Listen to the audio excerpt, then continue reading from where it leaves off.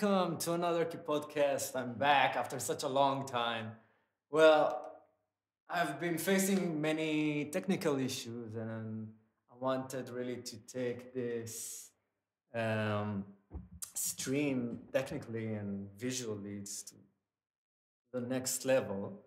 And hopefully now I have less stucks in my video. I got this new camera, the Logitech, I don't know, Logi, whatever.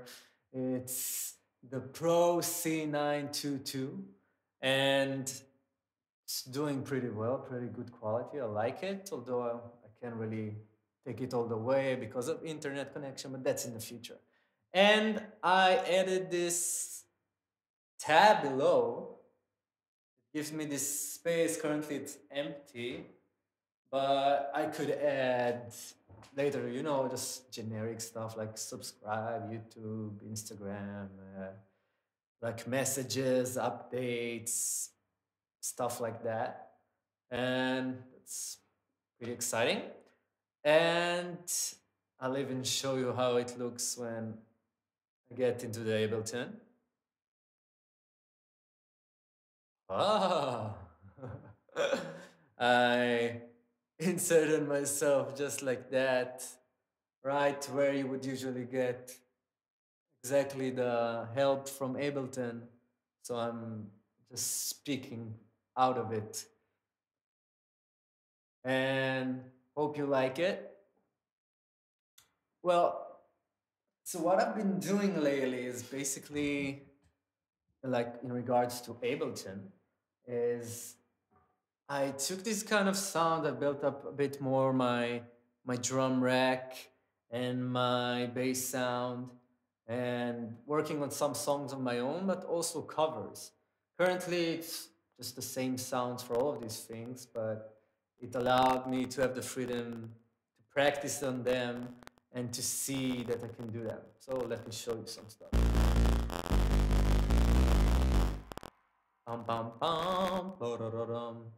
So I got, let's see if you know this song. Okay, mama. Now look what I'm gonna do. I'm gonna show you my instruments. I got another one down there. Boom.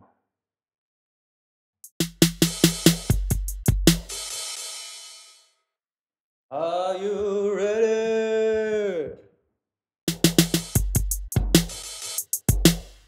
So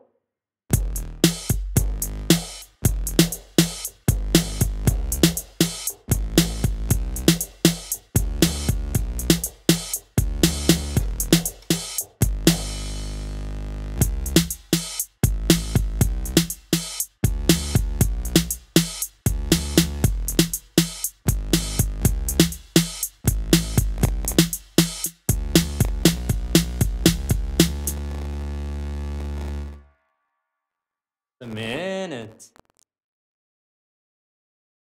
Ten barosh. Ten barosh. In Hebrew, the tet barosh means to give in the head, which basically means like rock on or explode shit, I guess. So I'm glad you came and joined Alona Mitzi. So did you recognize that song, what I was just doing? I'll start it again.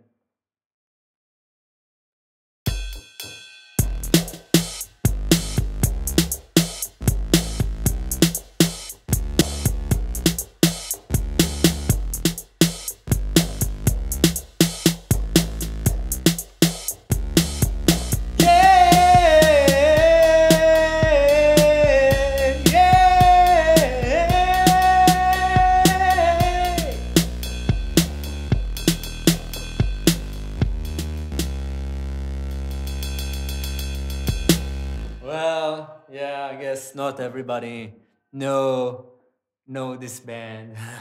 Yeah, I kind of changed it. Yeah, exactly, Lithium. Yeah, I kind of got it this Arabic groove, you know.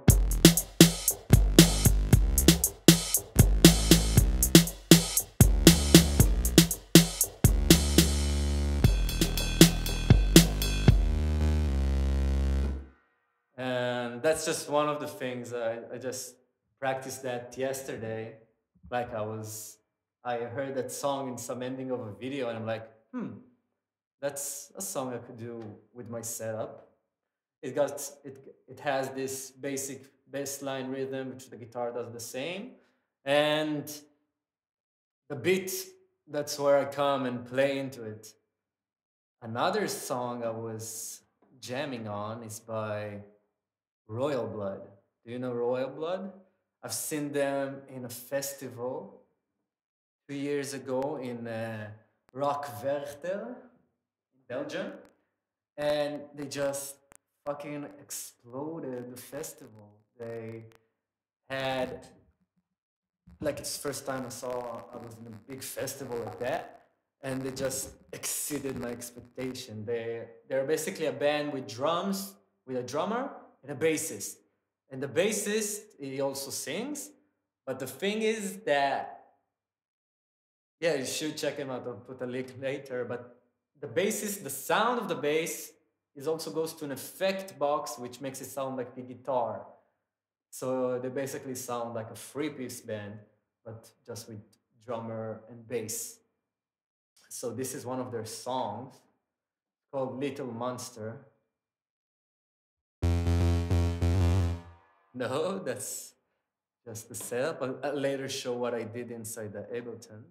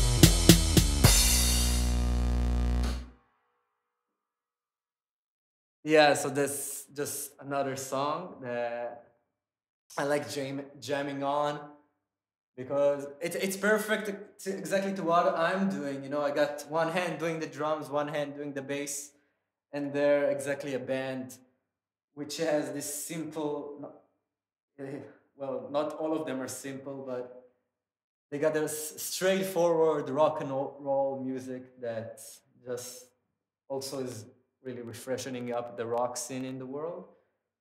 But opa, why can't I hear? Okay, I can hear myself, and it exactly fits to what I'm doing, and I can just jam on them for hours. And once I practice it to the fullest, I can also sing on that and finish that all song.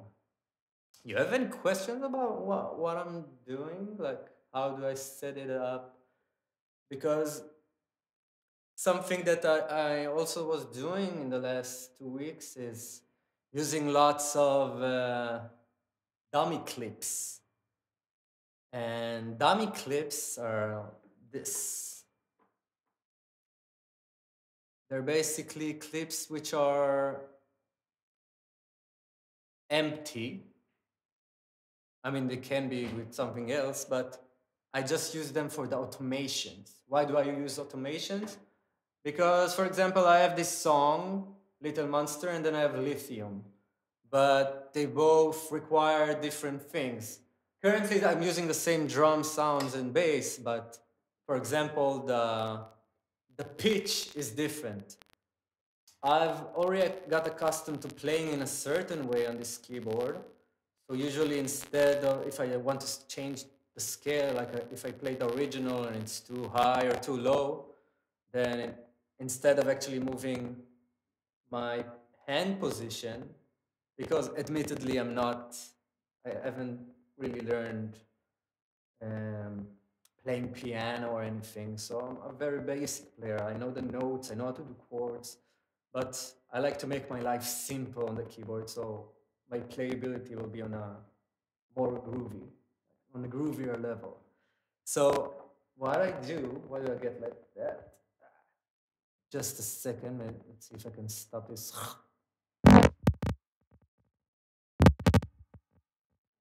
Hey, okay. So doesn't go away.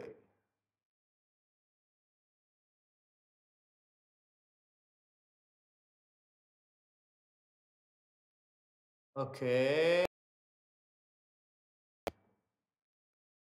Boom. Okay. Seems to be better now.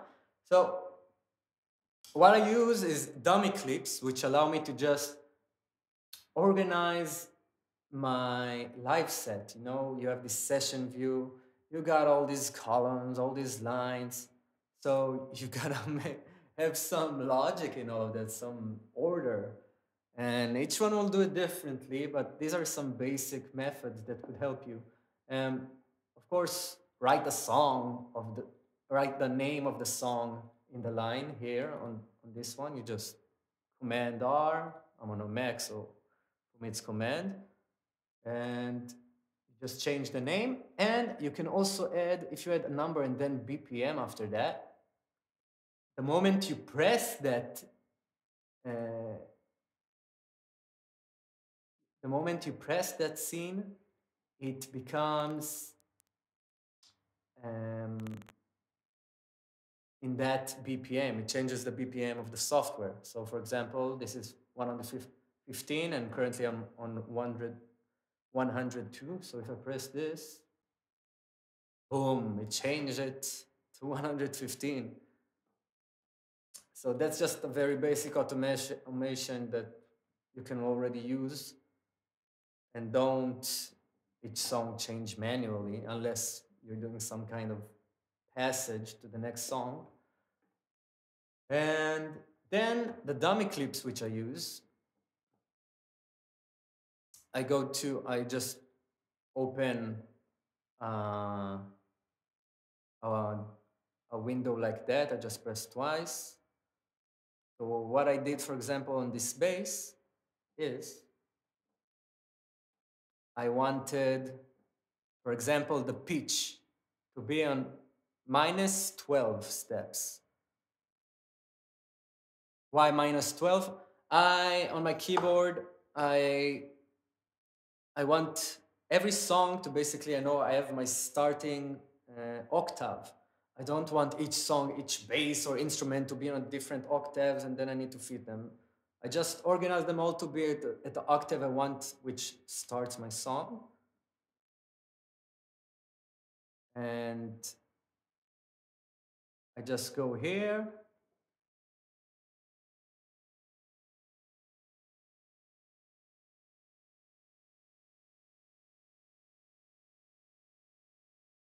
I'll show it with the button on and off.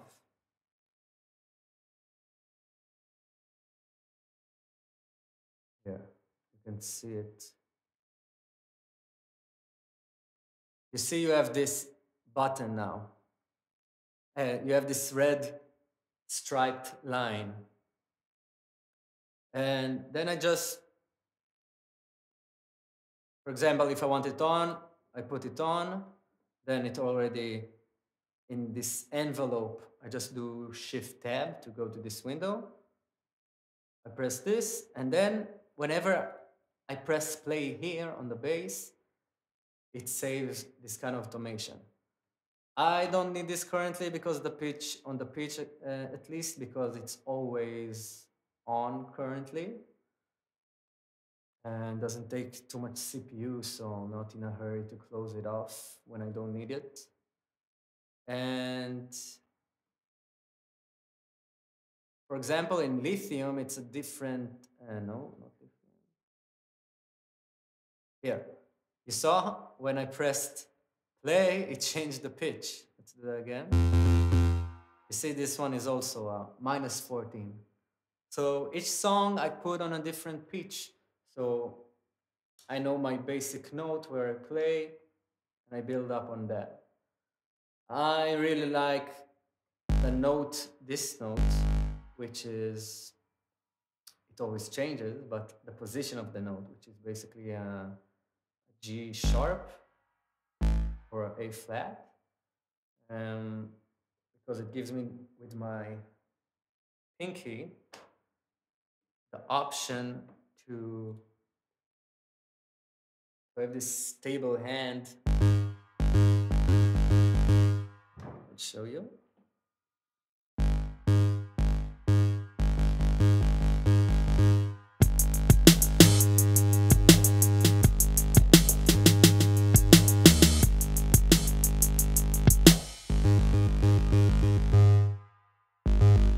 I think it's also a technique used in rock and roll piano kind of playing. You know, great balls of fire, however that's called. So they're doing really all those octave games. Also on the other end, with this sound, you can tell, but because it's not a piano sound, but really giving me this flexibility.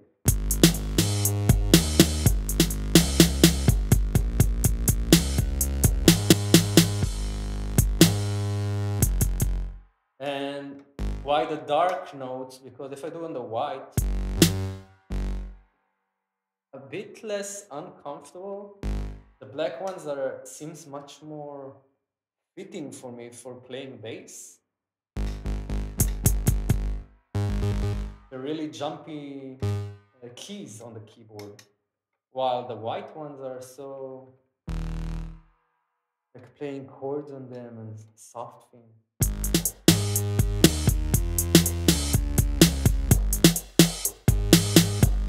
Now, I wanted to show you another song, my own melody.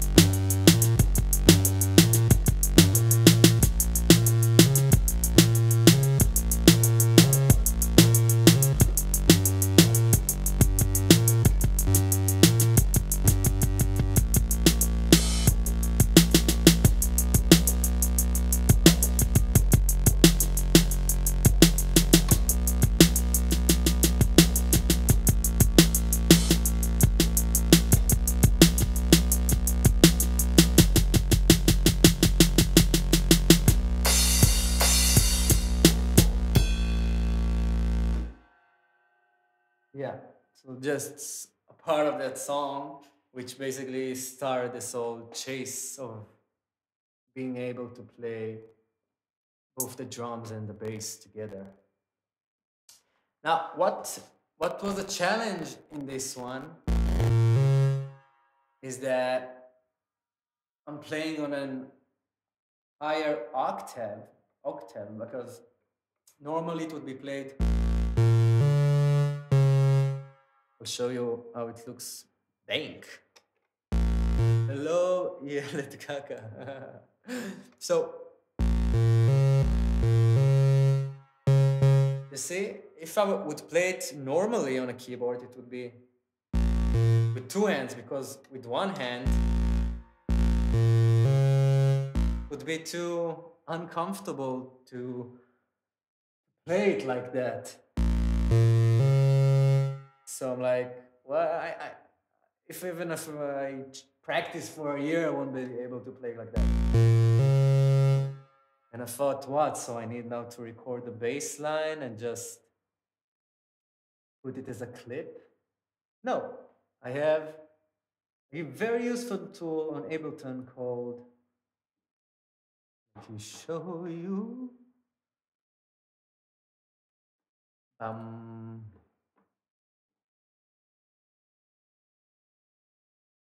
It's called Scale.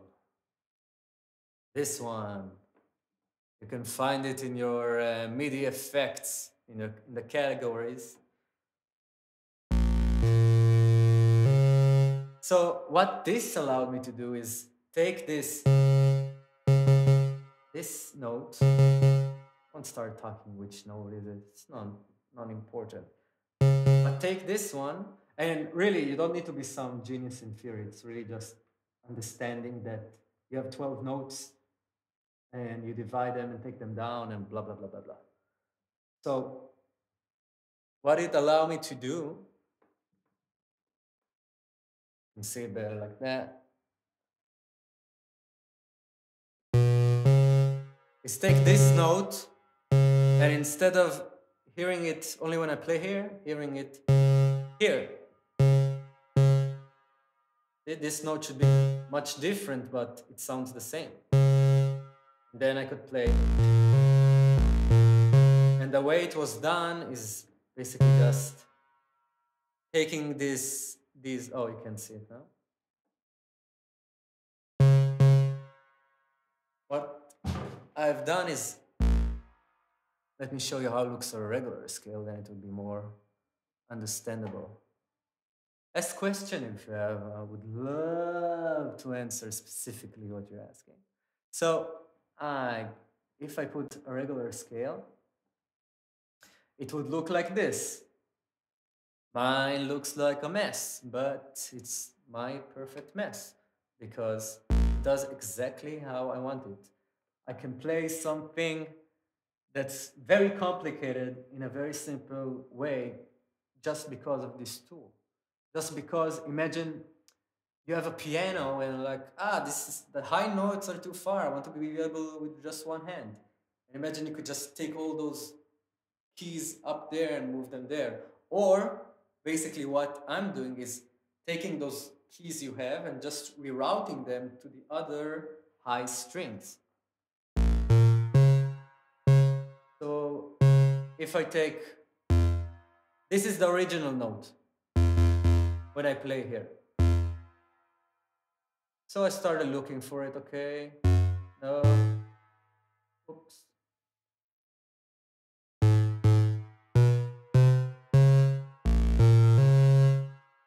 Until you find the note exactly that you want. You know, if you know a bit more in theory, you could just calculate it in seconds. It's really that simple. You just want one hand to play 12 notes. You can. You don't need to play with two hands all the time. This is the scale. Use it in a creative way. It really helped me to figure this out because in the beginning I was really cracking my head about it like for weeks. I'm gonna play it, and I lost kind of my passion for playing this song live. But then one day I was like, let me just play on that song, and I was really spontaneous about playing it. And then all of a sudden it just came to me, oh, I have scale. Let's just reroute everything and make it much simpler. And I did it to other notes as well.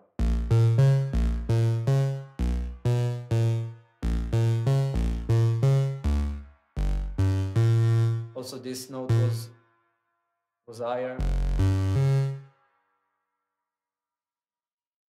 Yes, indeed it was a holy shit moment for me.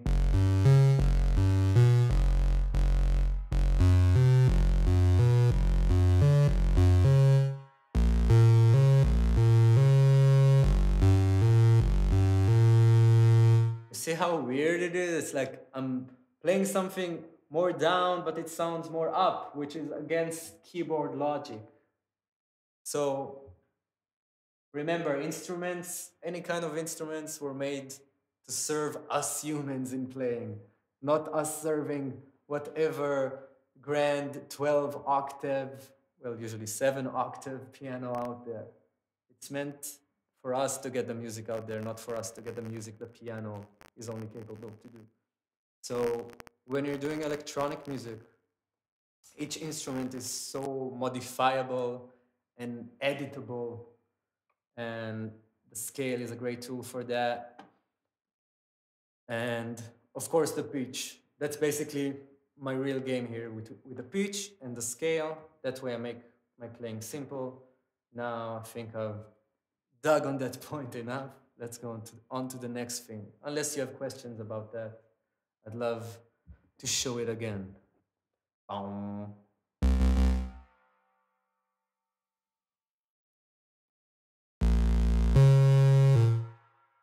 Oh, I don't know why I got such a delay here. Tell me if you get me in delay. I can get rid of that. So I've shown you my dummy clips, how I automate the scale, the pitch. Tell me if something wasn't clear about that. Let me show you this kind of melody I was playing in the beginning of the video. Maybe you've missed it. I want to play it live.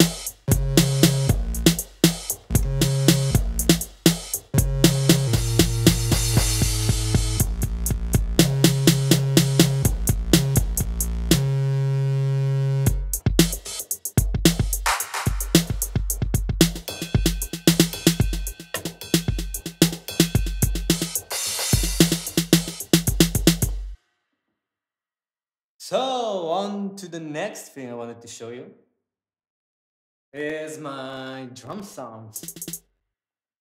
Well, not the drum sound I wanted to show you, but more like how my my concept about it developed. What I understood is how I play it is like this. These fingers, I use two of them because one of them just doesn't feel stable enough. And it's more like, you know, a spark thing, I come in peace, shit like that. So when I use that,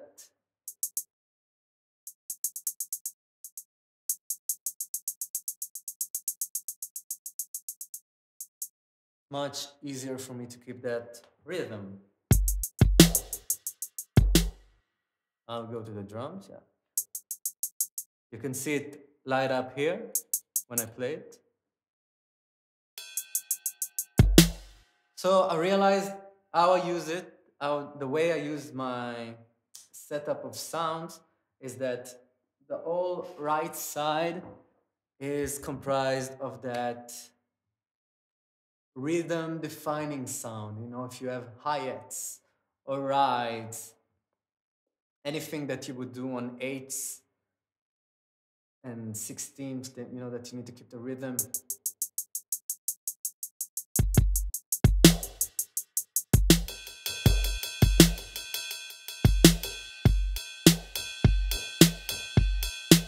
So this is my core finger, which on top of that, my thumb, which is the kick, and finger, which is the snare, of course, mostly, play on.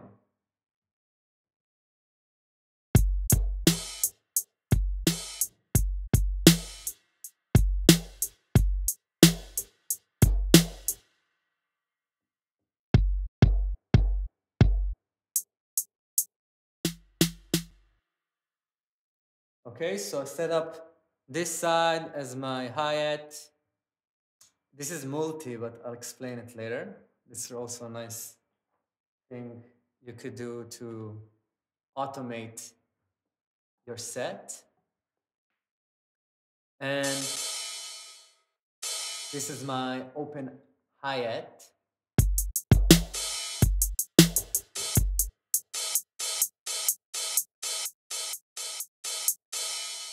Why do I use that?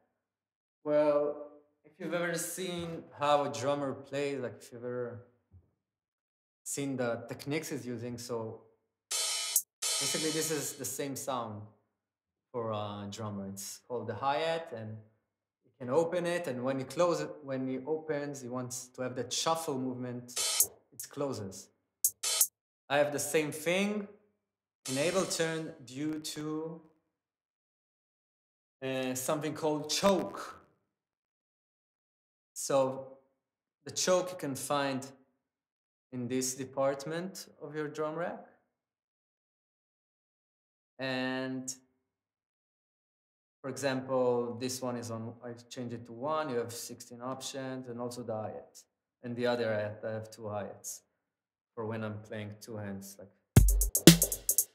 so the choke, basically whenever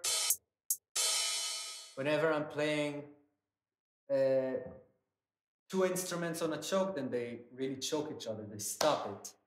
So that's great when I have this long sound and I want, once I'm playing the hi-hat again, to stop it.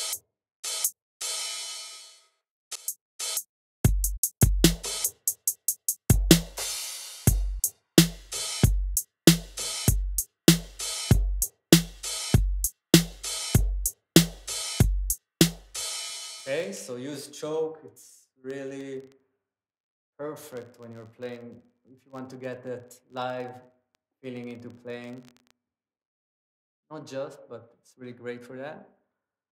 And this top side, I'm saying top because I switched around my machine, but here it's the left side, is would be more like the crashes and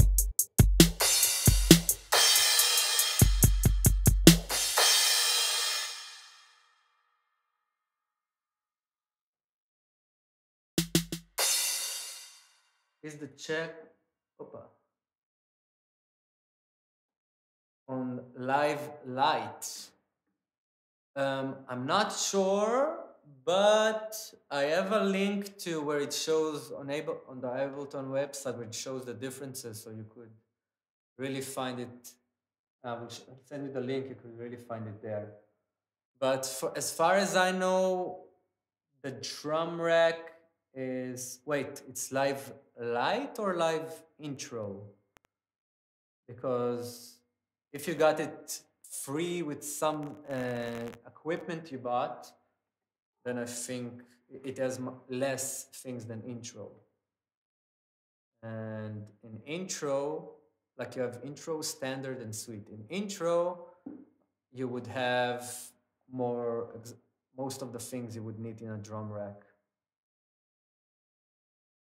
Yeah, so I can send you the link. I think they also write there exactly what's on there. But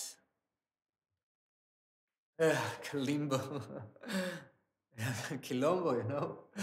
Yeah, Kilombo should have just gave the suite with anything you buy, make it easy for everyone. And that's the thing. It's a simple tool that makes something, but you can still do it. That's what I'm saying. You could do it even without this choke, like this that kind of effect with a gate, basically. You would just go to your audio effects, put a gate on the open hi-hat, and you would just receive, you will channel it. You would do a side chain from the hi-hat to the open hi-hat. I will show you.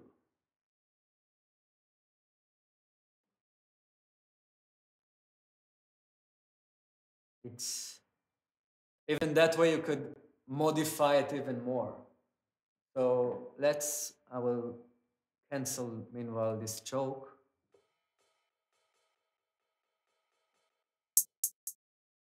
Okay, so I put the gate here on the open hi-hat, and I want to create the same choke effect.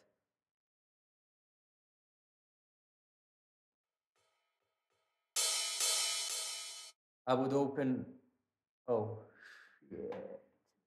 Oh shit. Now it's better. Now you can see this. So I put this gate, and I'm opening a side chain from the gate. I just pressed here. I want to connect it to the drums, and I want, fuck me, I want this hi-hat sound, and I have so many sounds, so it will be fun looking for it. I'm looking for HH1. Tell me, guys, if you see it. Yeah, there it is. H-hat1. Let's put it pre-FX. Pre-FX because I just want that hit to influence it and not everything that would, like, because later I might change the volume of the hi-hat and put other stuff on it. So I really just want that basic hit.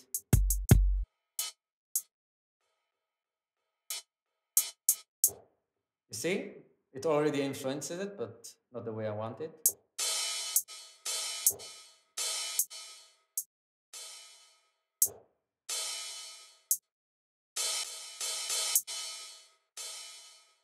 Okay, so let's put this attack, make it a...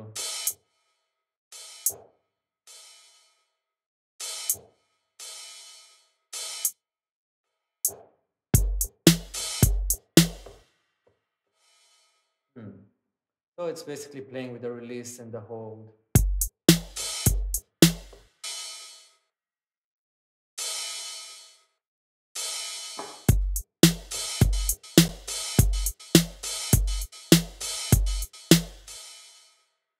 Not what I wanted, but it sounds interesting though.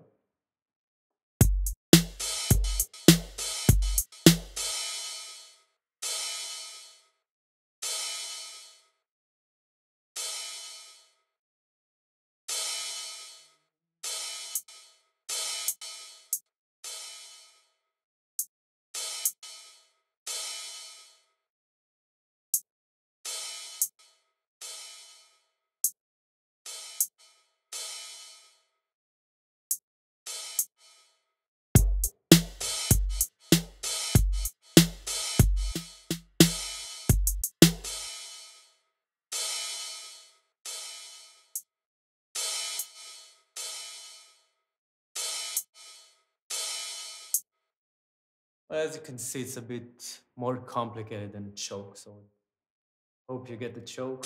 But it is possible to eventually get it as close as you want. It just requires more, changing the length of this hi-hat. Like, I would probably...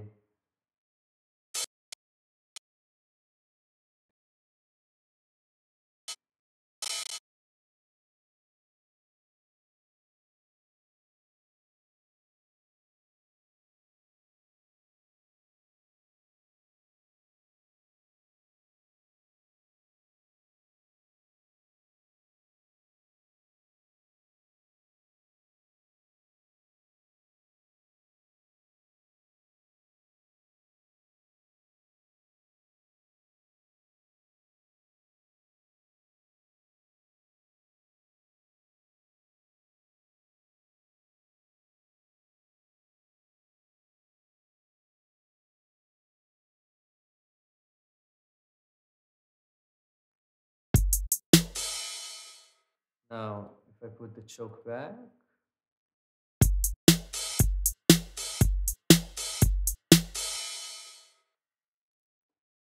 now, so yeah, I have this area which is more the rhythm, hi-hats, rides, there's more crashes.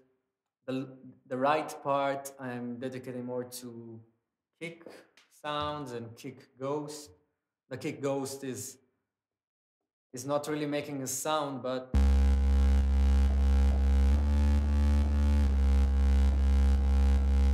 it allows me to send this lowering volume effect to any other instrument, which usually would be a bass.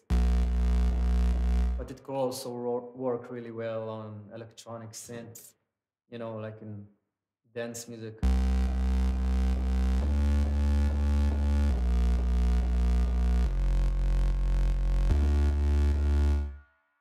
I basically just put it on mute, and on the bass, which gets this, it gets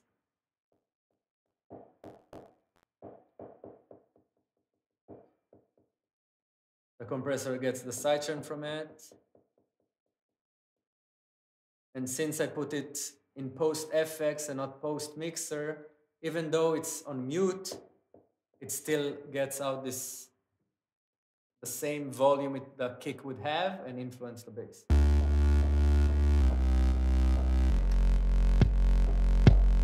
And the other compressor is the regular kick.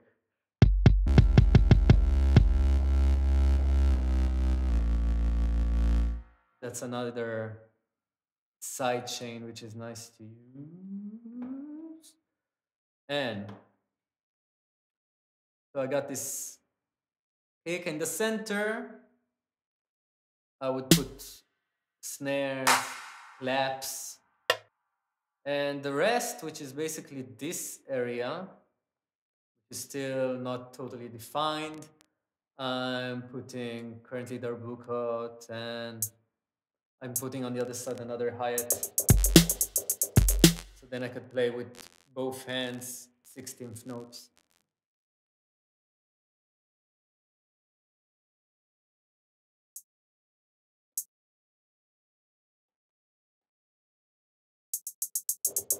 Like that.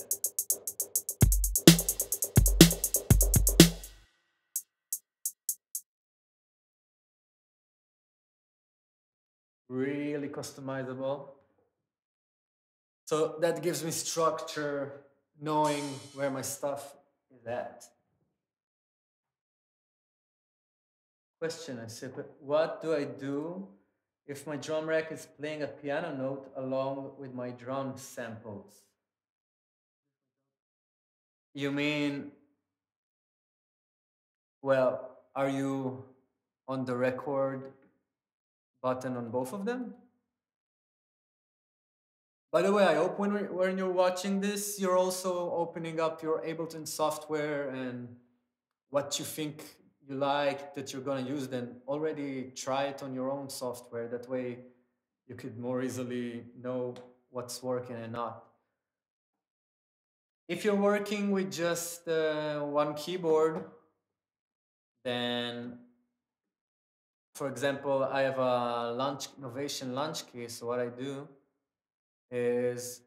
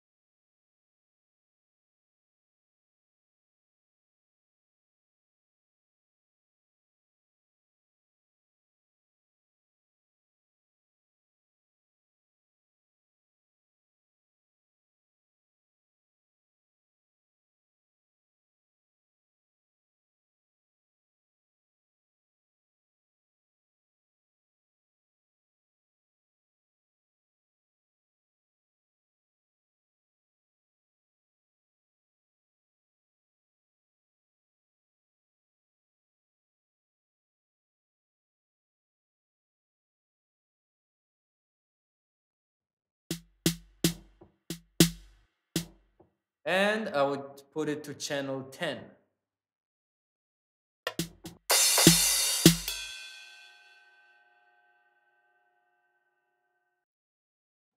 And then I would just rearrange my drum rack sounds to fit this pad here. In the beginning, I did drum like that. I was just playing here before I had a machine, before I had more pads, and just played on that. It felt a bit uncomfortable, but it is possible. And if you have just that in the beginning, I urge you to first practice on that before you go on buying more pads, more machines. Really know what you like and what fits you. Maybe this is enough for you if you just want to play it and record it and move on. Right? I see there are more messages. Okay, you fixed it. Great. The piano was on in instead of auto. Yeah, so if you get more sound, really check this kind of in, auto, in the monitor, the rack, the MIDI from. That's usually where you'll find the fix. Voila. Let me return back my machine to put in the drums.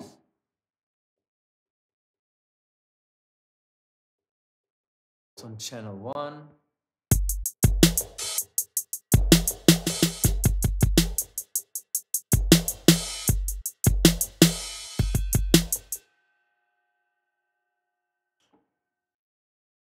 You like how I got this video set up right in those pads? Boom.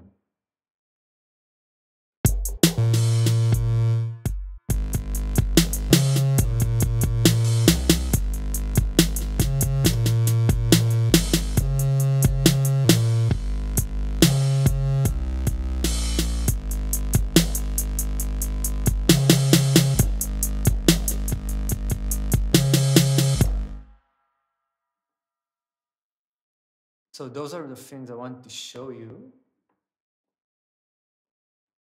Now, if you have some kind of live set you're working on or more basic thing, like connecting your guitar, for example, I could also show you that. Another thing I'm trying to figure out how I'm doing now is to change presets. You know, I have on each of these instrument racks. Ah, exactly. That's what I want to show. Instrument racks and the multi on the drum pads. In the instrument racks, I have a few synths. And of course, also on the bass, I have 2 bass. And with time, I would add more stuff to it.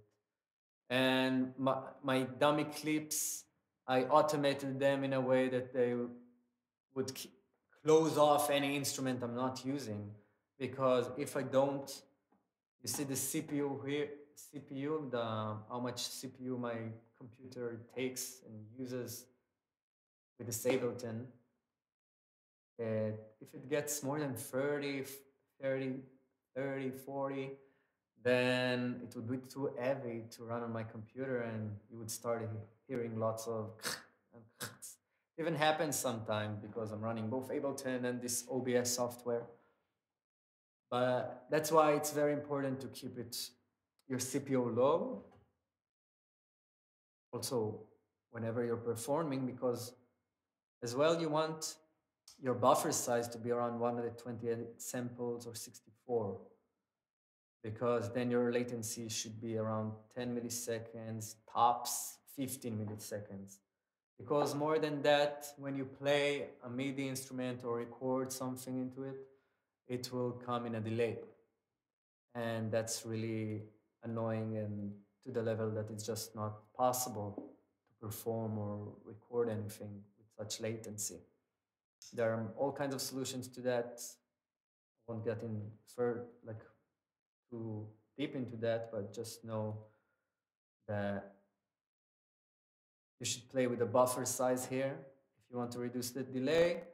And if you have a Focusrite, I have a Focusrite 2i2, then you have a direct monitor option, which is good when you're recording something directly into it. So you could just switch that on and get, like if you're recording guitar, already get the sound back to you with headphones, and not from the software, which would then come in a delay.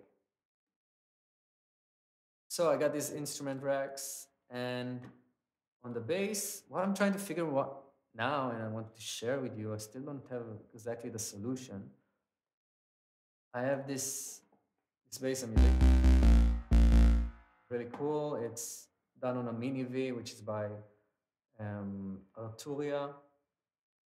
They're really great synths.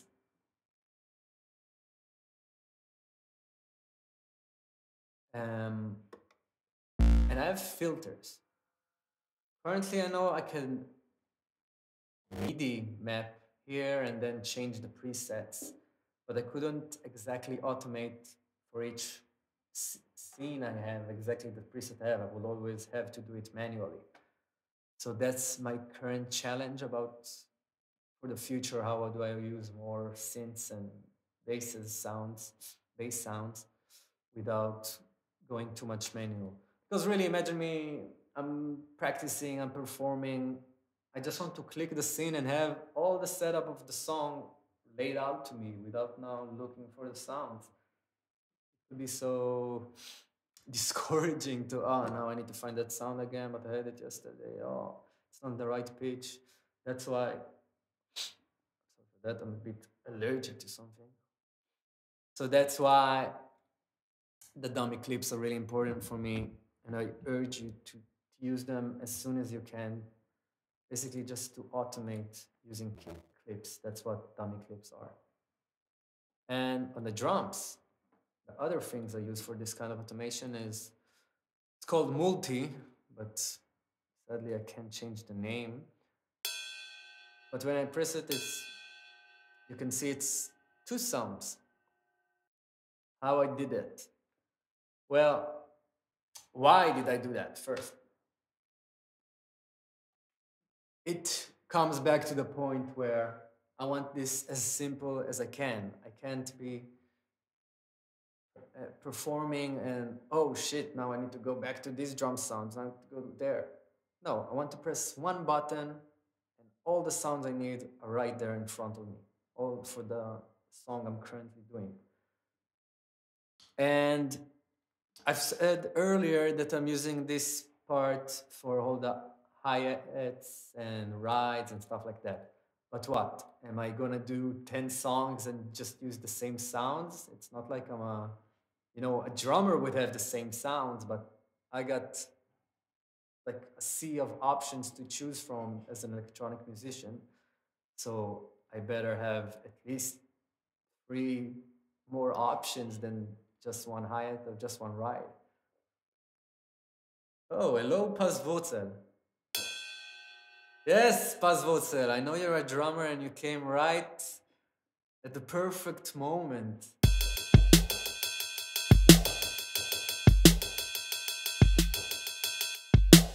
So I got this ride and I also have another ride. This ride, which is much more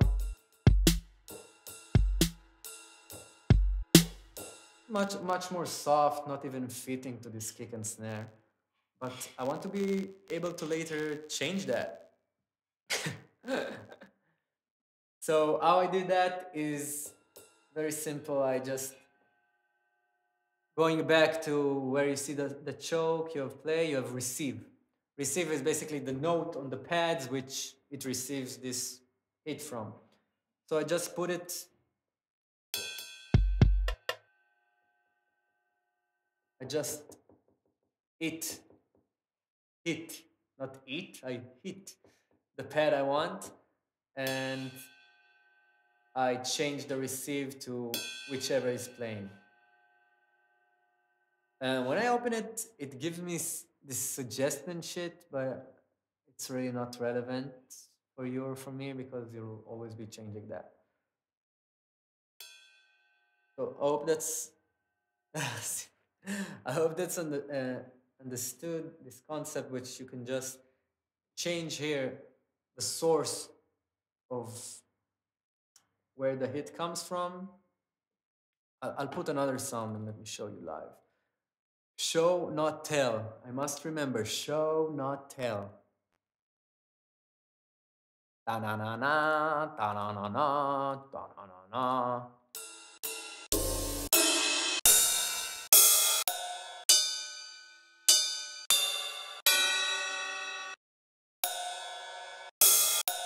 Okay, let's just take this one for a while.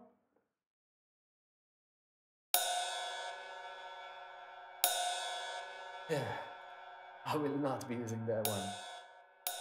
But just for the example, okay, I got this here, and I wanted to play when I'm playing this button.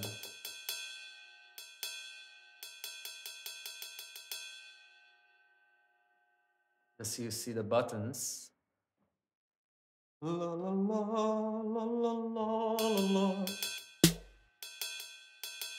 Okay, so this is the button I want it to be on. Currently it's on this. But for example, if I just take it here, it will just switch between them, which is not what I want.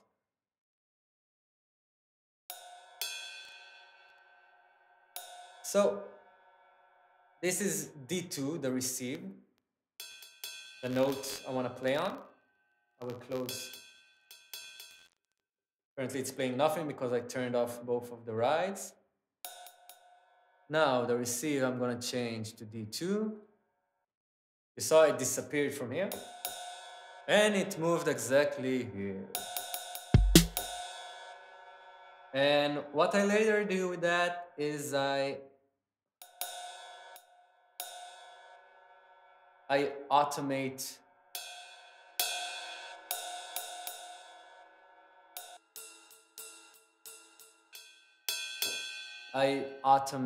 when they appear. So one song, I will have this ride, and then when I press one of the other scenes for Little Monster or for Lithium, then I will have a whole different set of sounds just at the tip of my fingers, so called. So let me delete this horrible ride sound.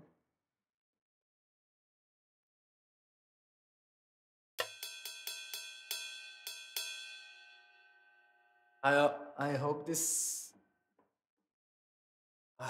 concept is more understandable now, because I think electronic music and all the options that you have in Ableton is really overwhelming, and I'm pretty sure that maybe I'm going too fast because it's just, you know, me talking and seeing text messages. Um, but it's really important for me, less the techniques and specifically what I'm doing when you're listening, because you could just later rewind back and understand it more. But just grasp the concept and the confidence that this is not science. This is really something fun to do. Like when you play, you should develop this intuition just by doing on that and not fearing that you're doing something wrong, because it only matters if you're having fun and it's simple enough for you to do, then it means you're doing it basically fine.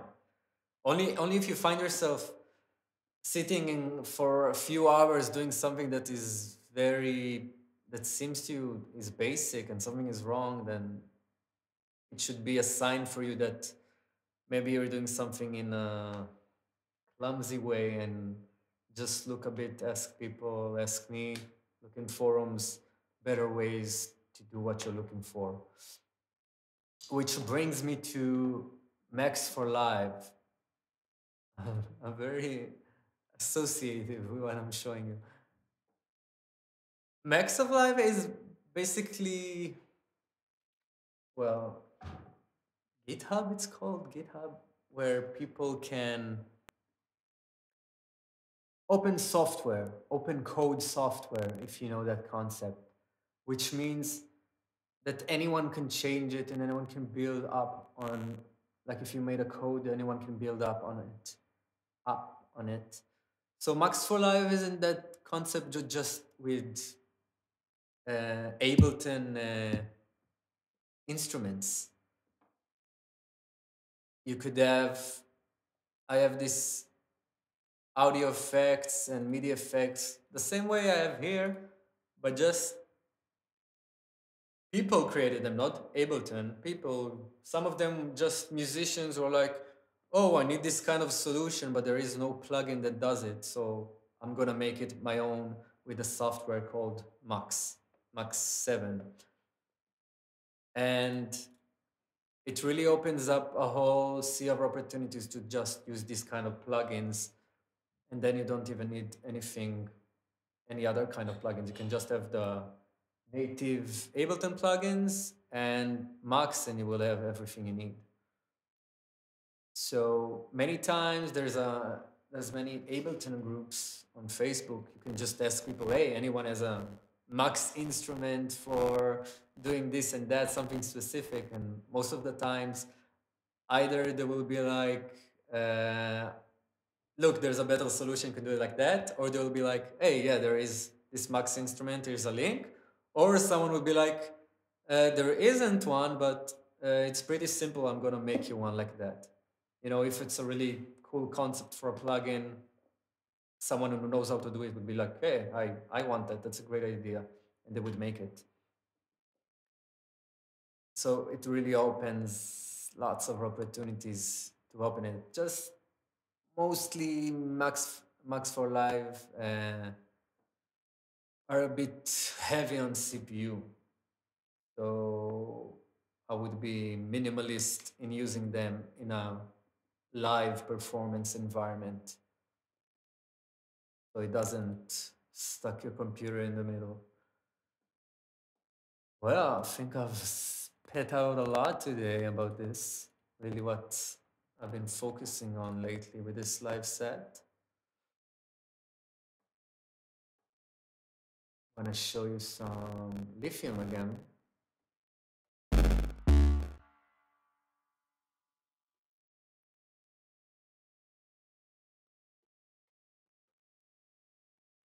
Okay, I'm playing, but nothing comes.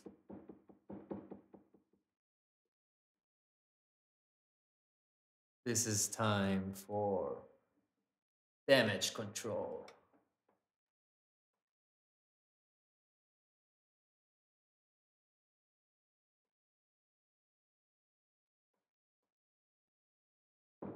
Okay, let's see. Let me show you how I solve this up. Well, I'm pressing the key and I'm like, okay, this gets MIDI. Why isn't this working? Did I close this? Bum, bum. The drums work. Na, na, na, na, na. Hey.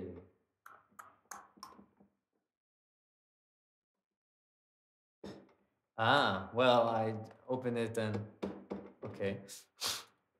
This wasn't the solution. Da, da, da, da, da. Well, it was just this general level.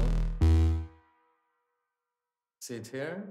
Probably I pulled it down somewhere and closed it. See if I can just delete this. Yeah.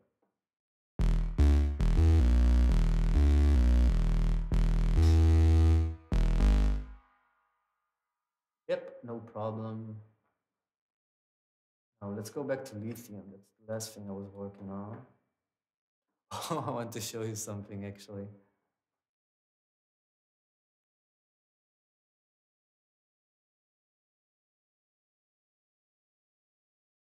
Recognize? KIPOD. This is what I call Ableton art.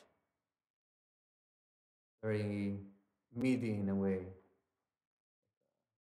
Super Mario game.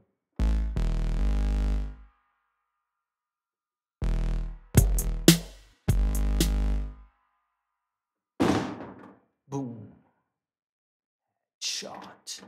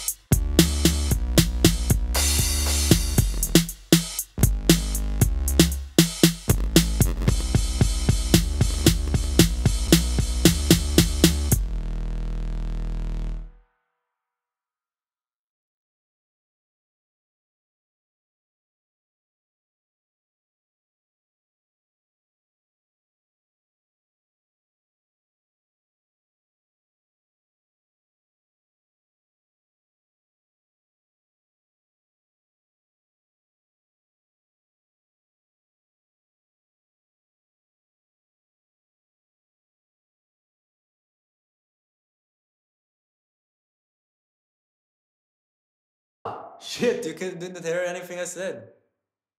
Well, I said that this was my girlfriend, and with the headphones, I uh, lo shomim. Not yeah, yeah. I noticed now.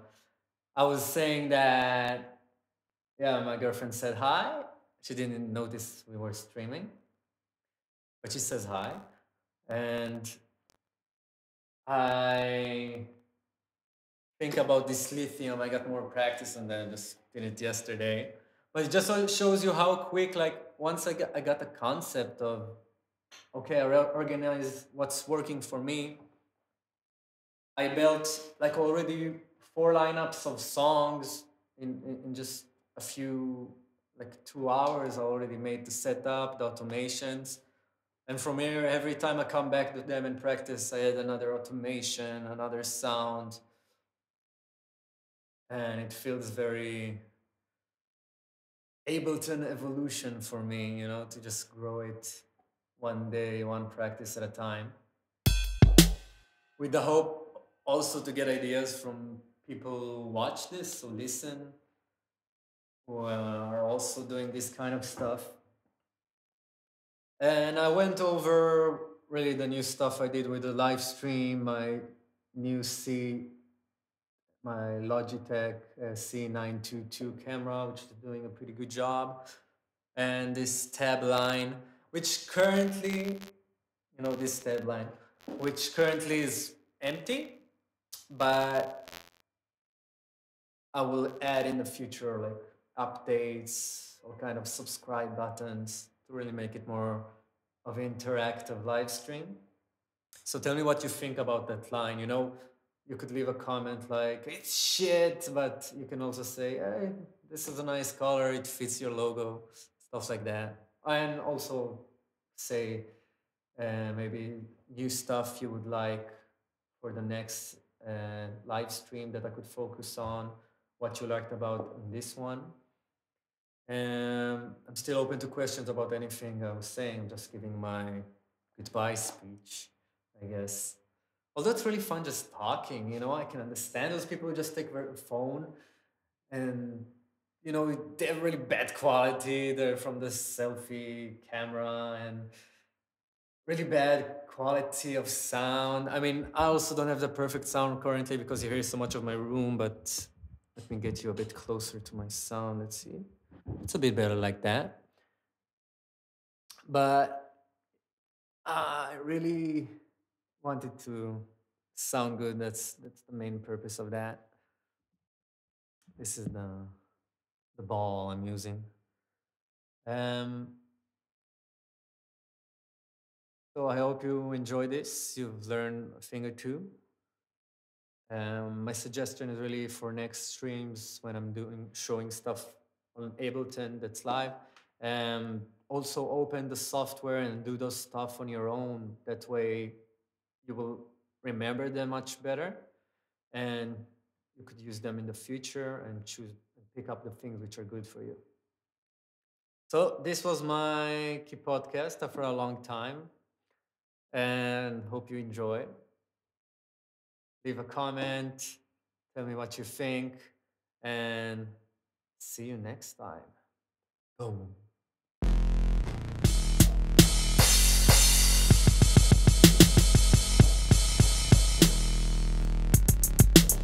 Shabbat Shalom. Yes, Shabbat Shalom to you all. And listen to Kendrick Lamar's new album. Shabbat Shalom.